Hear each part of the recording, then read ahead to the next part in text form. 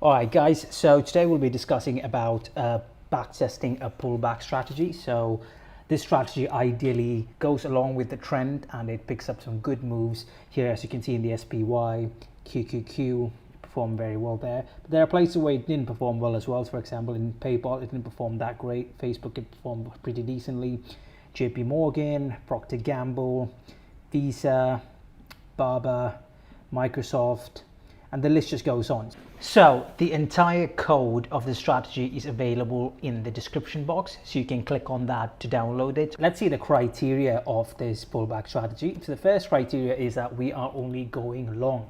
So if you want to do a short strategy, then I think this might not be the strategy for you, but you can actually tweak the codes to try out the short side as well. But I would recommend that you do it kind of in a different perspective, but that I'll leave it to you on how to create the short strategy.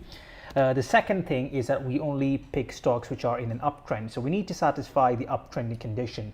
So that's very crucial. So when the market is like going in an uptrend and when it pulls back, that's when we are thinking about the entry. So let's discuss what the entry conditions are. So the first condition is the stock is greater than 200-day moving average. So what this helps us with is that it really helps us pick out the healthy stocks. So any stocks that's below the 200-day moving average, I'm not saying it's unhealthy stock, but at least we have some technical advantage that it's kind of healthy. It's going above the 200-day moving average. Everybody around the world, including the financial news channels, report about the 200-day moving average. So any stocks that's above the 200-day moving average, so that's our first entry condition. So the stock has to trade above the 200-day moving average. And next condition is our pullback condition. So when the stock pulls back, we need to enter. So what do you think that should be? So for me, I'm picking a 50-day moving average. So you can actually do 20 or 10 or 30. It's up to you, but I want much more of a deeper pullback. So then I have at least some kind of an upside potential to aim for. So if I go like just 10-day MA, then the chances for an upside potential may not be that high because pullback is kind of small. So a 50-day moving average gives me a larger pullback and a higher upper potential for me. So obviously you can mess around with these conditions, but ideally we're looking for the 200-day moving average. The stock has to trade above the 200-day moving average, and second condition being the stock has to be below the 50-day moving average. So that's pretty much the entry condition. So let me just go through the chart here. So I'm just going to minimize this one and I'm going to show the 50-day moving average and the 200-day moving average. So 50-day moving average is the blue line and the yellow line is the 200-day moving average. So if I zoom into this right here, so the market is closed below the 50-day moving average, so where we went long, and it's also above the 200-day moving average. So that's when we went long,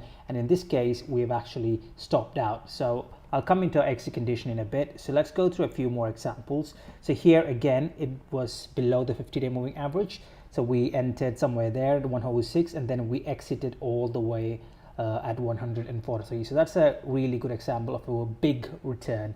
So again, if you go another one here, we went long there, and then we closed our position there.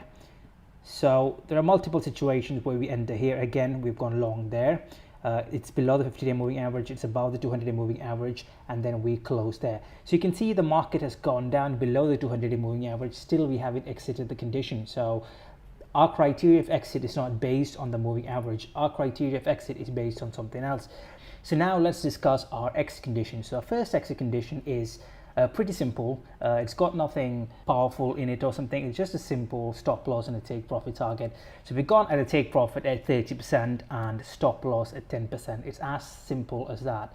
So we're actually getting our risk reward ratio of 3:1, and we're actually giving enough space for the stock to go. So I can easily change the stop loss to like 1% or 2% or 3%, but then that doesn't give me the room for it to have some minor corrections. But on the other hand, if I put a stop loss at like 10%, then even if the stock goes for a minor correction downside, it's nothing to worry about because we've got enough space, and the profit target of 30% gives me a good enough risk reward ratio. So if I change things like around the stop loss target to make it like 2%, then the take profit has to be corrected from that extent as well. So I'm just giving you a simple basic example here at a 3:1, 30%, 10%. Again, you can tweak this, try to play around with these values.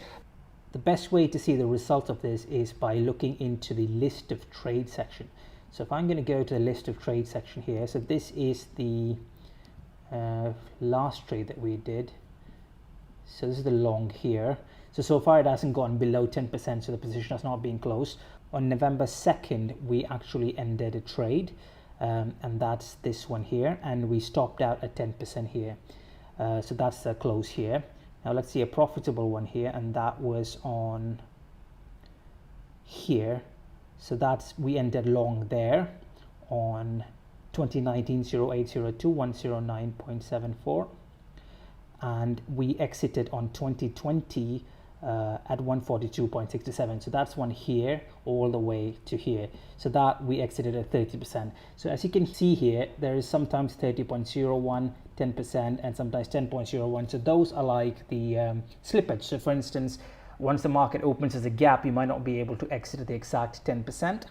So you might have to exit at a different value. So you can expect those kind of things. So it helps you in one side, but also can be a negative side as well, because sometimes you might make it 30.01 and sometimes you can lose a 0.01 here as well. So there should be a margin for error on that one as well. So that's pretty much it for the risk management. That 10% and 30% stop loss and take profit respectively. So if I can go into the performance summary, if I can look at the percentage profitable is 44%, which we're not surprised, because we are trying to be in a trend following kind of an approach. You know, you're targeting 3:1 risk reward, so you're not trying to target a high amount of percentage profitable.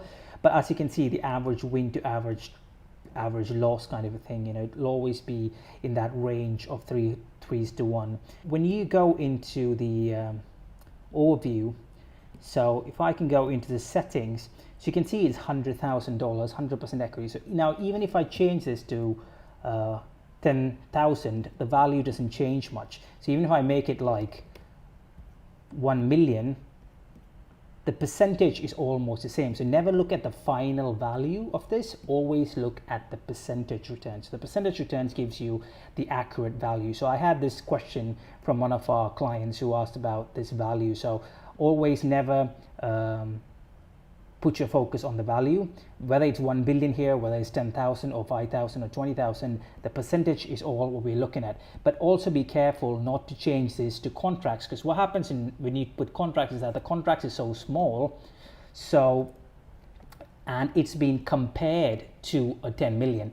So even if you make, let's say, 100% return or a 50% return or a 20% return, it's compared to that 1 million. So when you say $100 to 100,000, that's like 1% of that. So it'll only show 1% return.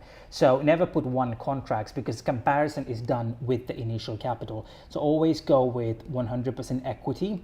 And then if you want to play around with your capital, you can play around it there. You can change it to 10,000 or 100,000 or whatever that suits your convenience. But as always, make sure you look at the percentage numbers. Now let's see with other stocks how it has performed. So initially, all the time when I do a test, I normally do the test on SPY and QQQ, because those are the index ones. So generally, if any strategy, a trend following strategy, works in SPY and QQQ, generally it tends to work on the stocks as well. So these are just the high end stocks, the large cap stocks. So even if I look into the Indian stocks, I think the returns could be pretty good as well on that side. So there you go, there's Reliance and Tata Consultancy there, HDFC. So regardless of which country the stock is, whether it's a US based company or a UK based company or an Indian based company, at the end of the day, the returns will give or take give you a pretty decent return. So don't try to backtest this on futures, because the futures have a completely different settings, because the values are like so small. So play around with this on your stocks.